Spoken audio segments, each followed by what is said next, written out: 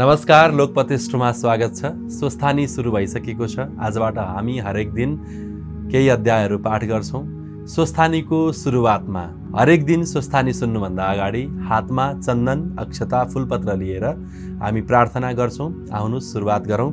ओम श्री गणेशाय नमः। ओम श्री सरस्वत्यै नमः। ओम श्री स्वस्थानी परमेश्वर्यै नमः।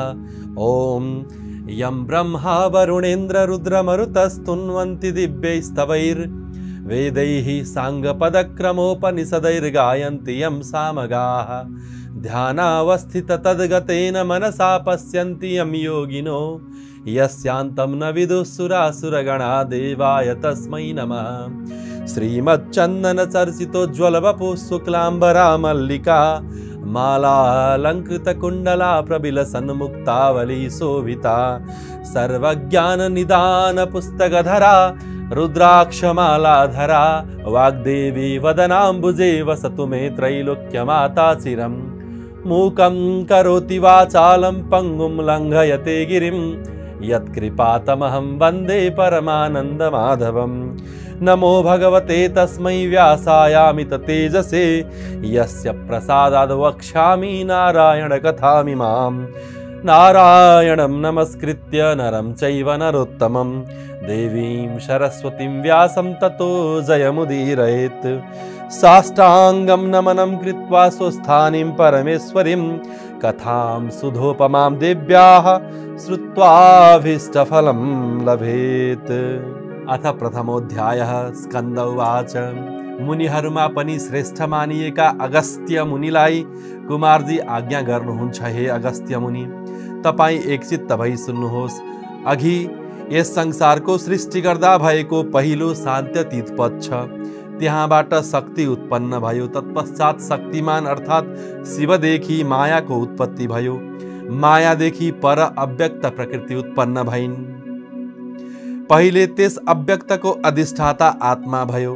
प्रथम उत्पन्न भएकी शक्तिदेखि पर शान्त्यतीत पद छ। त्यसभन्दा पनि पर शान्ति, शान्ति भन्दा पर विद्यापद, त्यहाँ भन्दा पर प्रतिष्ठापद छ। त्यसभन्दा पनि पर निवृत्ति पद छ। यही नै ईश्वरको सृष्टिको वर्णन संक्षेपले बताइएको छ। जुन क्रमले त्यसको सृष्टि भएको छ त्यसैको उल्टो रीतले संहार पनि हुन्छ। यी 5 पदको उपदेश सृष्टिदेखि पछिलाई मात्र लिएर गरिएको होइन, यो त आदिलाई पनि लिएर गरिएको हो। महापददेखि विशेष पदसम्म उत्पत्ति हुन्छ। त्यसकारण यो जगत 5 कलाले व्याप्त भएको छ। त्यसैले जुन अव्यक्त कारण छ सो आत्मादेखि अधिष्ठित हुन्छ। तर त्यसमा अव्यक्त र जीवको कुनै कर्तृत्व हुँदैन। प्रकृति अचेत हुनाले र जीवात्मा अज्ञानी हुनाले प्रधान परमाणु आदि जो छन् सबै अचेतन छन्। बुद्धिमानहरूले बिना कारण जीवहरू स्वयं आफै हुन सक्छन् भनी भनेका छैनन्। हे अगस्त्य मुनि, त्यसै कारणले जुन कार्य हेतुयुक्त हुन्छ त्यसलाई सर्वशक्तिमान सर्वज्ञ अनादि पुरुष सदा ऐश्वर्यादिले युक्त गर्दछन्। यस जगतका मालिक महेश्वर हुन्। ठुला ठुला कार्य गर्ने उनै भगवान सर्वव्यापक छन्। त्यसैले यिनीबाट नै सम्पूर्ण प्रवृत्ति हुन्छ भनी सत्यपुरुषलाई दृढ निश्चय छ। अल्पज्ञहरू त्यस पक्षलाई जान्दैनन्, तसर्थ यिनीहरू ग्रहण गर्नै सक्दैनन्। जब कार्य प्रारम्भ हुन्छ त्यस बेलादेखि प्रलयको अर्थात् संहारको बखत आउँछ, त्यहाँसम्म ब्रह्माको 100 वर्ष व्यतीत हुन्छ।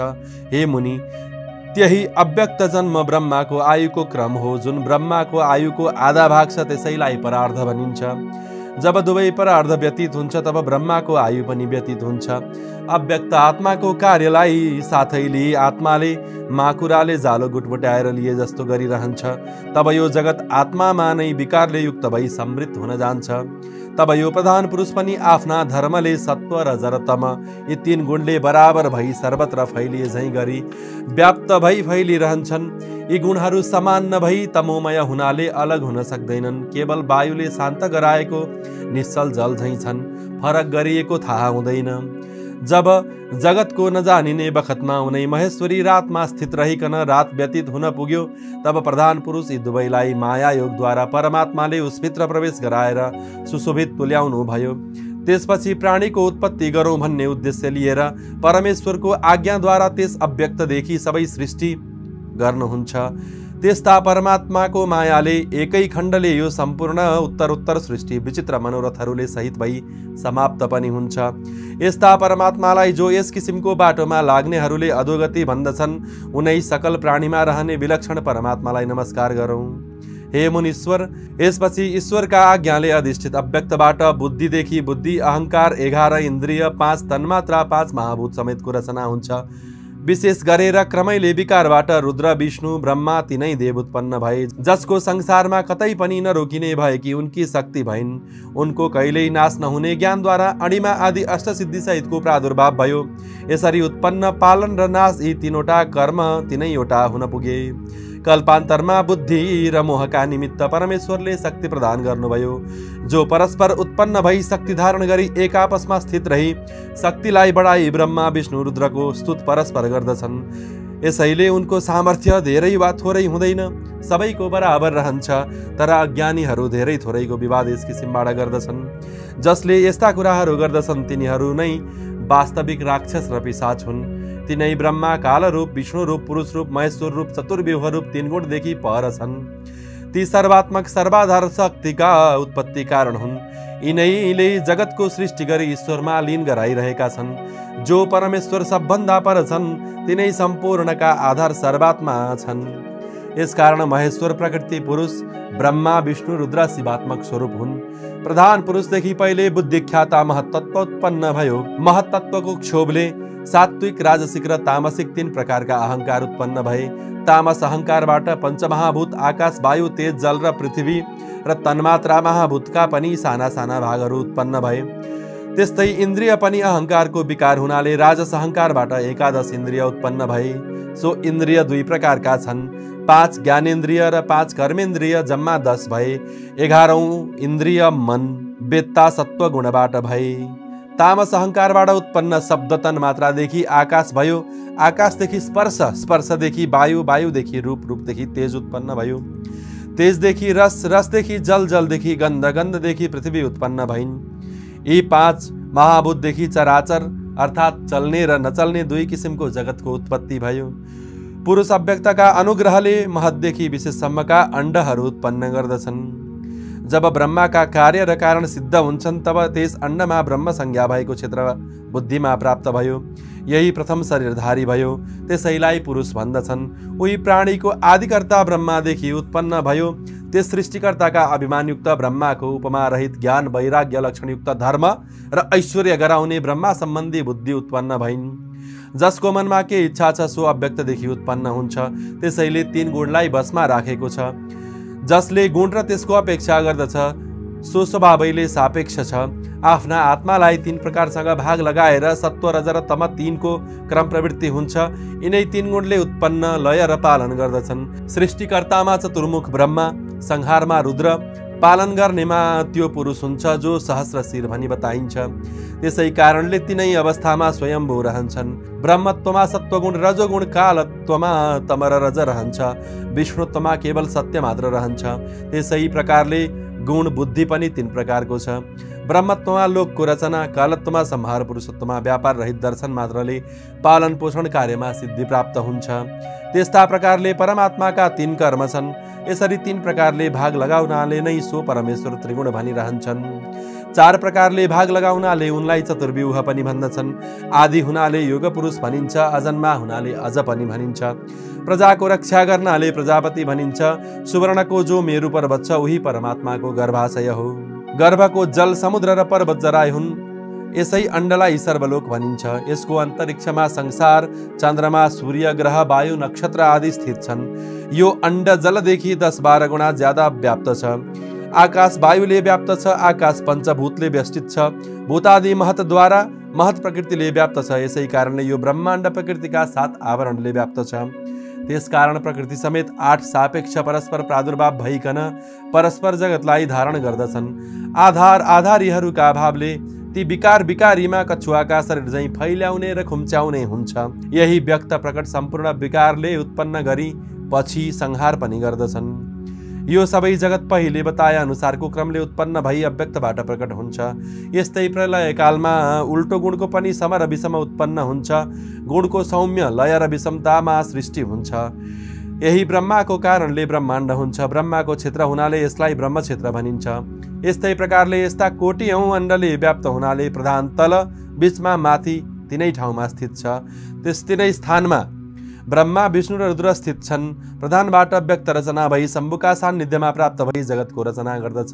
सोही अव्यक्तबाट अव्यक्तको अण्ड उत्पन्न भएको हो। अण्डबाट ब्रह्मा उत्पन्न भए जसले यो सम्पूर्ण जगतको सृष्टि गरे।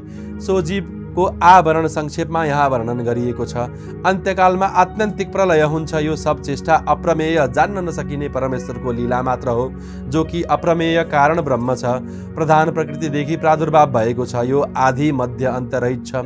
अनन्त वीर्य भगवान शुक्ल रक्त कृष्ण वर्ण पुरुषले युक्त छ। रजको वृद्धि हुनाले लोकका सन्ततिको वृद्धिको कारण छ। सृष्टिको आदिकालमा 8 विकार उत्पन्न गरी अन्त्यकालमा गुप्त हुन्छ।